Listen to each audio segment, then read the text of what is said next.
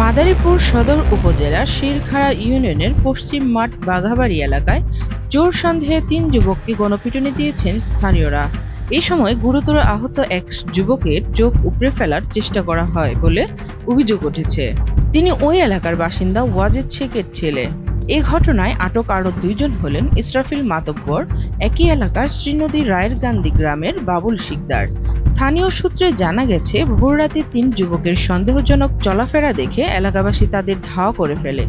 এরপর চোর সন্দেহে শুরু হয় গণপিটুনি। এক পর্যায়ে জাকির শেখের চোখ উপড়ে ফেলার চেষ্টা করেন কয়েকজন উত্তেজিত ব্যক্তি। খবর পেয়ে পুলিশ ঘটনাস্থলে পৌঁছে ৩ জনকেই উদ্ধার করে। গুরুতর আহত জাকির শেখকে প্রথমে মাদারীপুর ২৫০ শয্যা বিশিষ্ট জেলা হাসপাতালে ভর্তি করা হয়। পরে অবস্থার অবনতি হলে তাকে ঢাকা মেডিকেল কলেজ হাসপাতালে পাঠানো হয়। অপর ২ জনকে আটক করে থানায় নেওয়া হয়েছে। মাদারীপুর সদর থানার officer in charge OC Adil Hossain ঘটনার সত্যতা নিশ্চিত করে জানান, চোর সন্দেহে ৩ জনকে গণপিটুনি দেওয়া হয়েছে। তাদের মধ্যে একজনের চোখ উপড়ে ফেলার চেষ্টা করা হয়। এ বিষয়ে তদন্ত চলছে। Desk report, CNA news 24।